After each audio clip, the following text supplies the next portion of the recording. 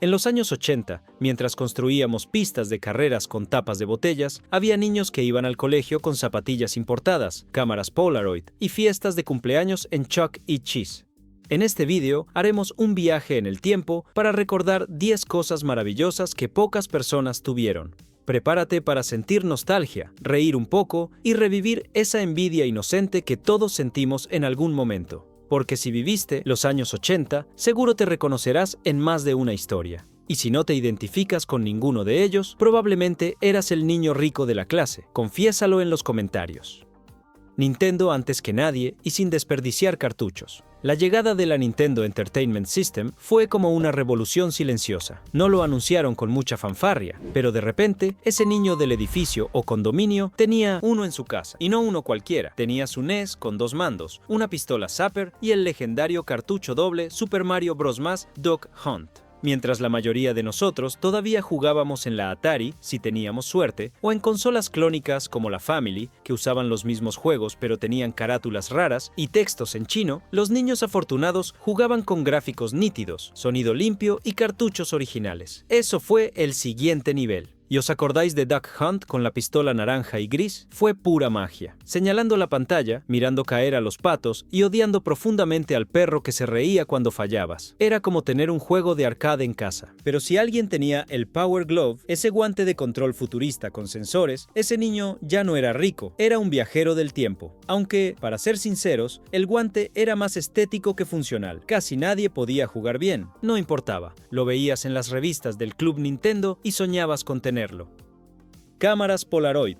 Tener una impresión instantánea fue casi mágico. En la década de 1980, ver una cámara instantánea Polaroid en acción era como ver tecnología extraterrestre. Un retrato en tiempo real, sin semanas de espera, sin sobres amarillos Kodak ni laboratorios de revelado. Pero no todos tenían uno. Estas cámaras eran caras y sus cartuchos de papel especiales aún más. Las Polaroids eran rápidas y también símbolos de estatus. Tener uno significaba que podías congelar el tiempo sin esfuerzo. Y hubo quienes llevaron uno a la escuela, tomaron fotografías con sus amigos y lo pegaron en sus diarios o álbumes de recortes. ¿Conservas todavía alguna de esas fotos cuadradas con marcos blancos, amarillentas por el tiempo, pero llenas de historia?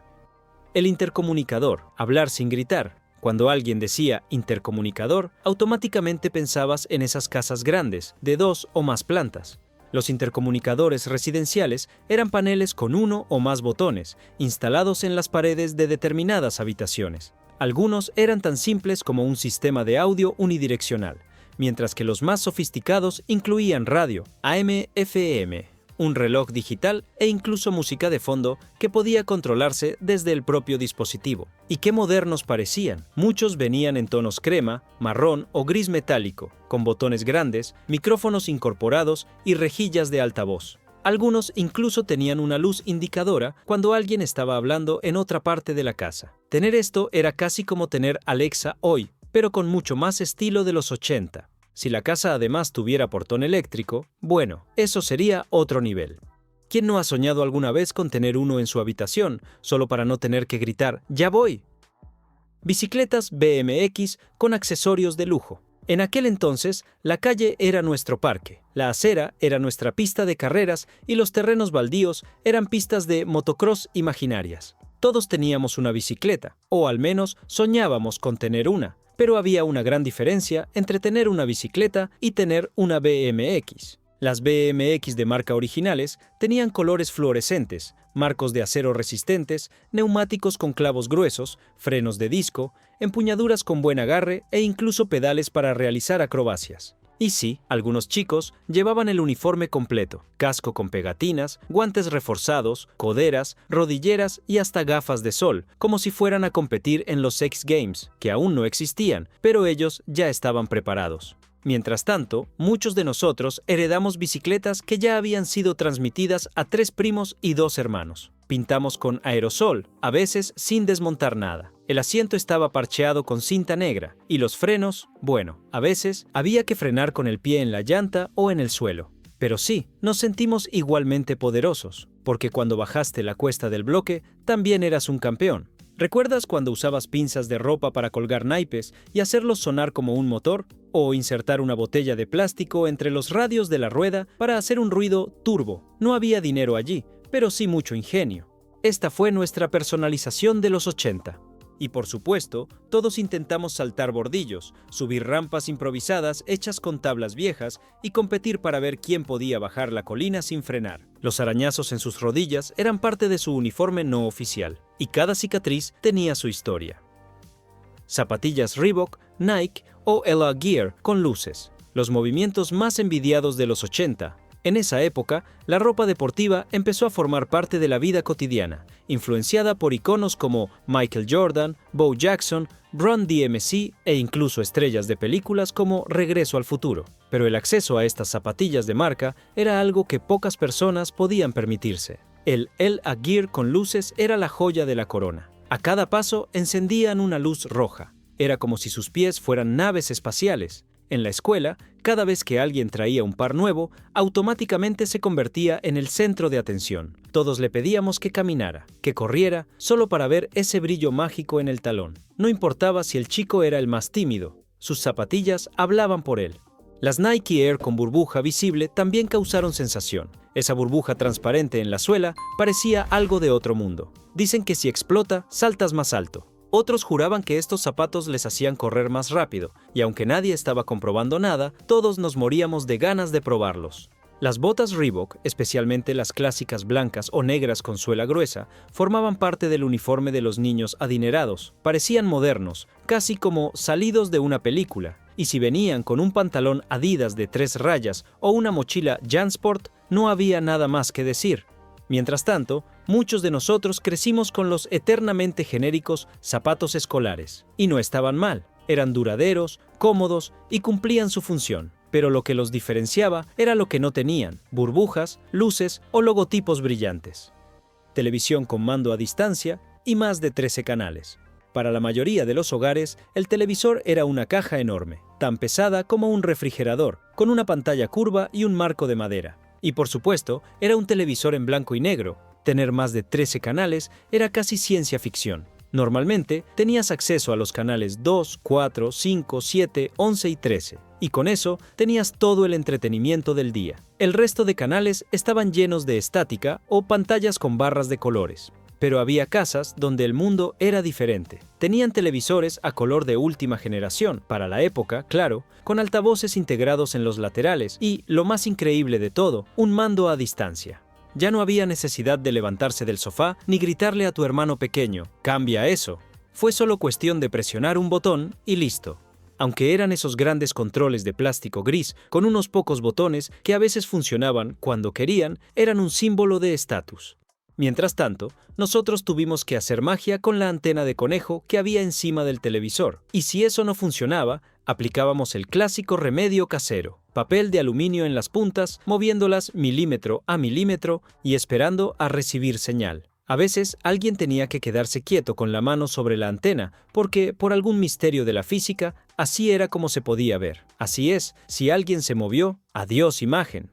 Hoy parece arcaico, pero en aquella época ver la televisión era un ritual compartido, casi sagrado. Si te perdiste algún episodio de Odisea Burbujas, Chiquilladas o Cachún Cachún Rarrá, no hubo repetición ni YouTube. Te lo contarían al día siguiente en la escuela y si tenías suerte, lo verías en un programa de televisión meses después. Clubes deportivos privados. La natación era un lujo estacional. Para muchas familias, el único momento en que tocaban el agua era cuando se organizaba una escapada al río más cercana.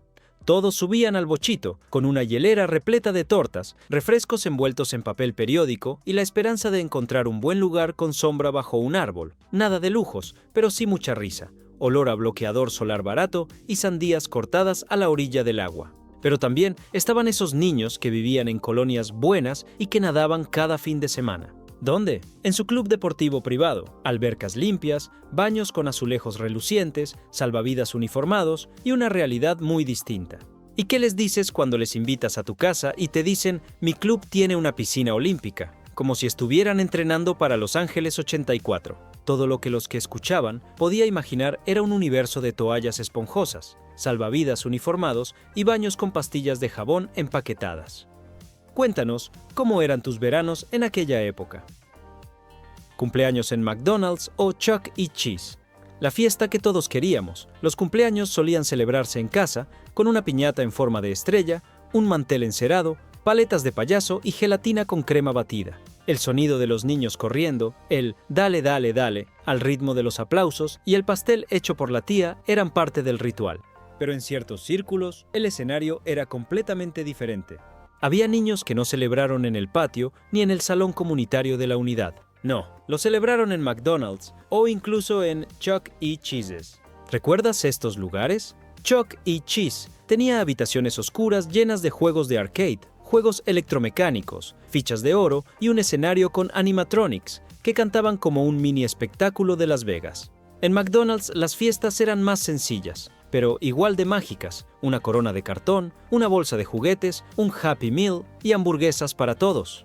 Para muchos niños, asistir a una fiesta en uno de estos lugares era como entrar en Disneylandia durante unas horas. Jugaste, comiste, reíste, saliste con la cara pintada y volviste contando la historia como si hubieras viajado.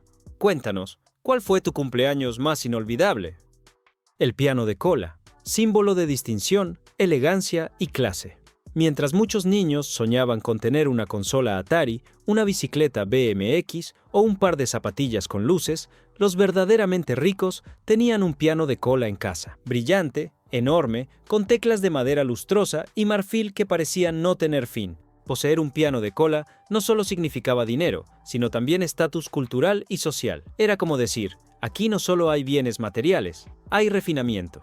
Era común que las niñas, en particular, tomaran lecciones de piano como parte de su educación completa. Se aprendían piezas clásicas, se hacían funciones escolares y, por supuesto, si en una reunión se tocaba algo de Chopin o Beethoven, todo el mundo estaba encantado. A veces, el piano de cola estaba decorado con partituras abiertas de Agustín Lara o María Greber, jarrones de Talavera, retratos familiares en marcos dorados y figuras de porcelana compradas en San Juan de Dios.